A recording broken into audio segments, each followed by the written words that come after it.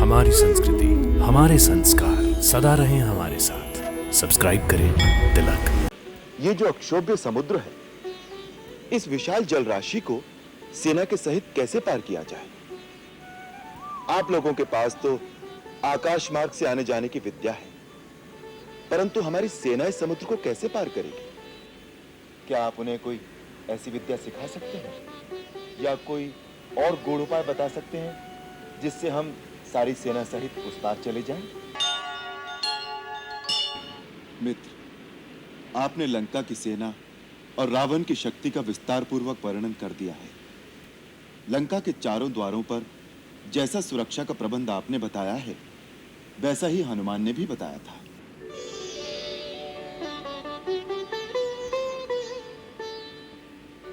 आपके हनुमान की जितनी प्रशंसा की जाए कम है। लंका दहन के समय उन्होंने चुन चुनकर ऐसे स्थानों का विध्वंस किया जो लंका की सुरक्षा के लिए बड़े मर्म स्थान हैं। लंका पहुंचने पर मैं स्वयं ही आपको रावण की सारी दुर्गबंदी के गुप्त स्थान बताऊंगा जहां से उसका भेदन हो सकता है। परंतु सबसे पहला प्रश्न तो यह है कि हमारे और लंका के बीच ये जो अक्षोभ्य समुद्र है, इस विशाल जल राशि को सेना के सहित कैसे पार किया जाए? आप लोगों के पास तो आकाश मार्ग से आने जाने की विद्या है, परंतु हमारी सेना इस समुद्र को कैसे पार करेगी? क्या आप उन्हें कोई ऐसी विद्या सिखा सकते हैं या कोई और गूढ़ उपाय बता सकते हैं जिससे हम सारी सेना सहित उस पार चले जाएं? प्रभु, ये सब आसुरी विद्याएं हैं जो राक्षस जाति के लिए तो सहज हैं, परंतु मानवों और वानरों के लिए यह साधना सहल नहीं है, क्योंकि यह शक्ति सात्विक नहीं है। इसका अर्थ तो यह हुआ कि हमारी सेना उस पर जा ही नहीं सकती। भैया, मेरा मत तो यह है, यहाँ बहुत घने वन हैं। सेना द्वारा लकड़ियां कटवाकर सहसों नावें बनाई जा सकती हैं। उसमें बैठकर हमारी सेना उस पार पहुंच जाएगी। लक्ष्मण भैया, सुरक्षा की दृष्टि से उस पर विचार कीजिए।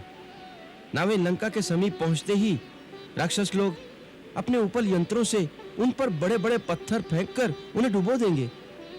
आपकी सेना को तट पर उतरने ही नहीं देंगे।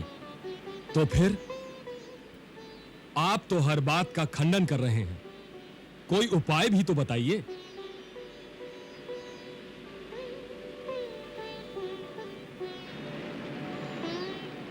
प्रभु, इसका एक उपाय मेरी समझ में आया है। क्या?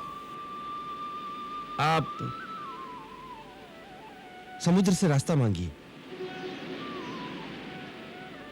समुद्र से रास्ता मांगू?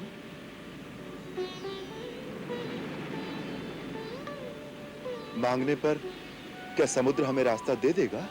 भैया, महाराज विभीषण ठीक कह रहे हैं। हमें समुद्र से ही रास्ता लेना चाहिए, परंतु मैं मांगने का समर्थन नहीं करता।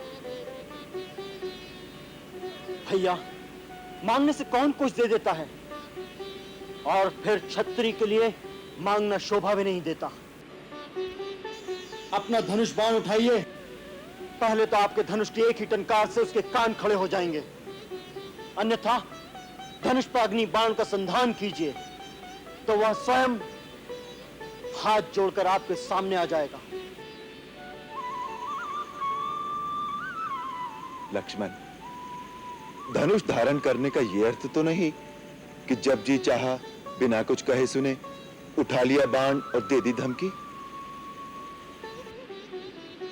मुझे महाराज विभीषण का मत उचित लगा है। यदि दैव ने सहायता की तो समुद्र अवश्य हमें मार्ग प्रदान करेंगे।